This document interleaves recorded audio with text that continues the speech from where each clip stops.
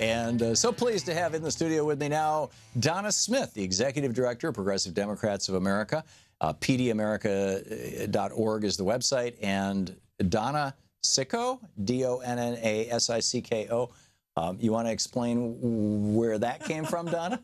Well, people tell me it's ill-advised now, but I grabbed that name after Michael Moore featured my family's story in the film Sicko, the 2000 film. We talked about it on the air years ago. Absolutely.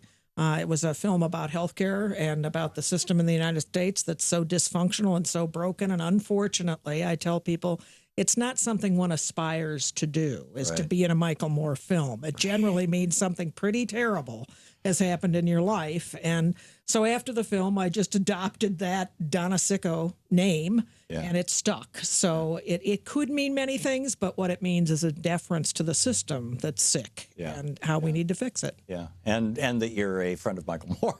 There you go. There you go. So tell us what Progressive Democrats of America is up to. Why are you in town? What are you Oh, my gosh. One of the most exciting things we're up to, and I know Mimi was just speaking about it as one of our advisory board members, and she was talking about young progressives demanding action.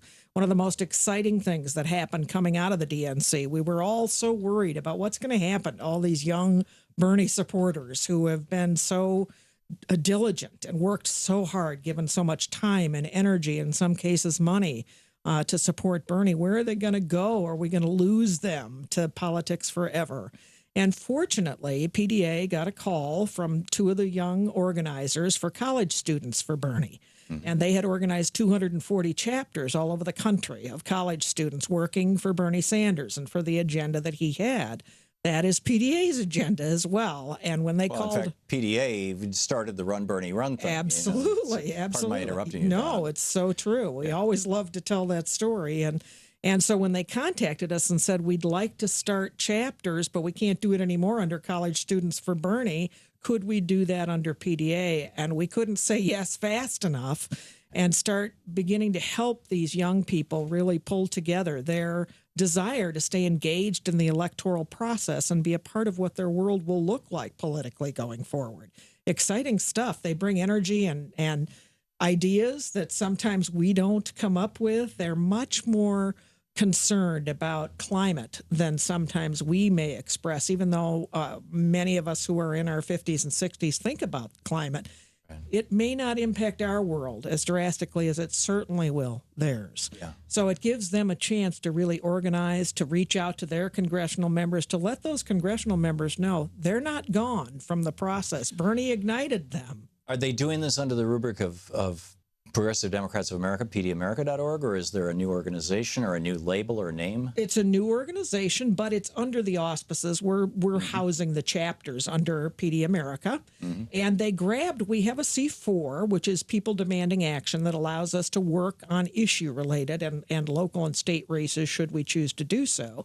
And so they, in their infinite wisdom as young people, decided that they would combine the best of both worlds, that they would pull together what they loved about PDA, which is our electoral work and pushing for progressives to be elected and to get our agenda accomplished, and the issue work that People Demanding Action does, and that's where the name Young Progressives Demanding Action came from.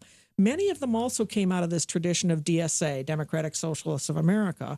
Not all of them, but many of them had come through the pipeline of DSA, and we met up with many of them at the People's Summit in June, and they just really decided that we had the kind of energy and drive and in the streets kind of action that they really wanted to be a part of. And so we said, wow, this is exciting stuff. And they're moving forward. 15 chapters are already fully formed. One at the University of Hawaii at Manoa, which we're very excited about, and it's thrilling to have those people involved. Some of them were devastated after Bernie lost. Hawaii had gone 70% for Bernie in the primary. And those young people had worked their hearts out there and were devastated. And this gave them something to really grab onto and say, well, we can either fold up our toys and go home and say, that's it. We can't make this happen in this country. Or we can get active and we can be heard. And thank goodness that they decided there was a place for them, and we're glad to provide getting active, I think, is the principal option. I mean, it's absolutely it's not enough just to vote, And certainly you don't want to be voting for Gary Johnson. Oh my gosh, no. And, it's hard sometimes because we hear some very good people talk about, voting for Gary Johnson or, casting a protest vote. And we say, we understand, we get it.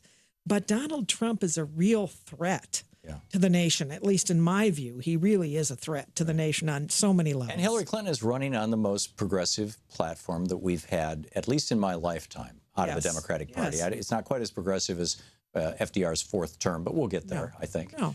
But it's still a damn good platform, and she's holding to most of those positions as far as anybody can tell. Oh, and Bernie told her that there's no intention to leave that platform to gather dust on a bookshelf. Right. So having these young people as a part of the PDA effort is critical to us as well, for it to push that agenda and say, no, climate has been now defined as a climate emergency, not just global warming, not just climate change. It is an emergency. Right. No, we are going to have a healthcare agenda that we're going to move forward on.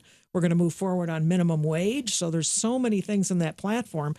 But we were reminded at the platform committee that these were aspirational things in that platform. And now it's up to us to take it from aspiration to actual policy that's put into place, and we will have to push. It will take a significant push. Well, that's push. what PDA does so well. It does so very well. We have just a minute left on it. We're talking with Donna Smith, the Executive Director of Progressive Democrats of America.